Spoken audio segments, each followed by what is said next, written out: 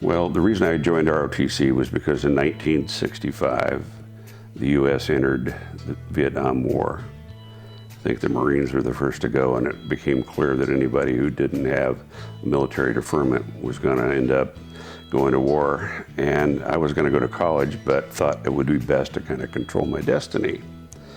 So I chose the Air Force, thinking that it was a place where you could actually learn a career you could take on to another business like aviation and become a commercial pilot. And I entertained that idea. I had taken a class, or actually a flight lesson, the year before just to kind of test out the theory, and enjoyed it enough that I thought, you know, why not give it a try. So I joined in Iowa City when I went to college the first year when I was a freshman. Went to the University of Iowa, and for 4 years I went to training, went to drills, we call them, wore uniforms, sometimes to class. And of course, this was also a time when there was a lot of people who didn't appreciate the establishment, didn't appreciate the military.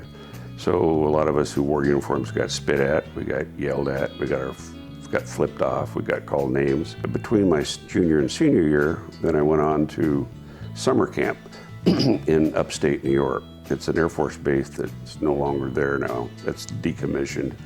Rome, New York. Coldest place in the summer I've ever been in the morning when you're getting up and your jock strap is wet from the day before and you're putting it on at 5 in the morning and going out for a run. Got back from that alive and went on to school, but before they put me in a training program to learn to fly. And that's how I became a pilot, because I went 35 hours. So I rammed through it and ended up getting my license, and went on through the last part of that semester and finished that part of the year. And that was what laid ahead for me, was quite a bit of a twist though. Well, the surprise I got was I had become the cadet commander of the Air Force detachment, which was a good thing because you were the head dog, and it meant they did well on your classes and you were recommended for kind of a position where it might be your preference as opposed to just potluck.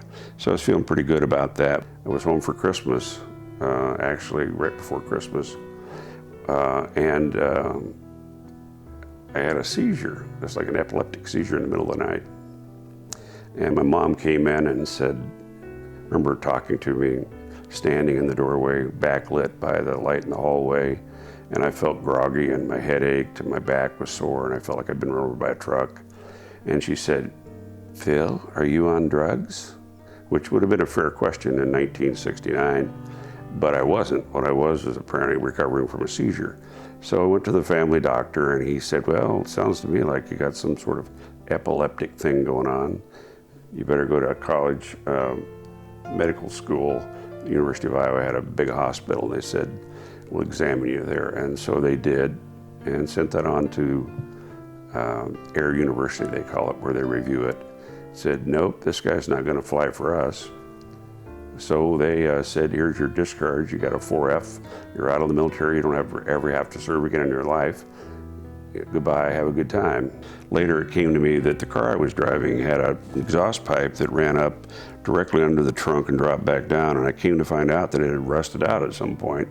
And the bottom of my trunk, the fabric or material they put on there to kind of cover the metal below, was all scorched. So my theory is that I was driving around fat, dumb, and happy with carbon monoxide roaring into the trunk and coming through the flimsy back seat of the car and filling the cabin, and I was sucking it down just like nobody's business. And I really think that somehow the circuits got shorted up there, and at that point, why it took a couple of years before it became kind of almost invisible. After a couple, 3 years of taking Dilantin, which is an anticonvulsive, I quit taking it just slowly to see what would happen and never came back.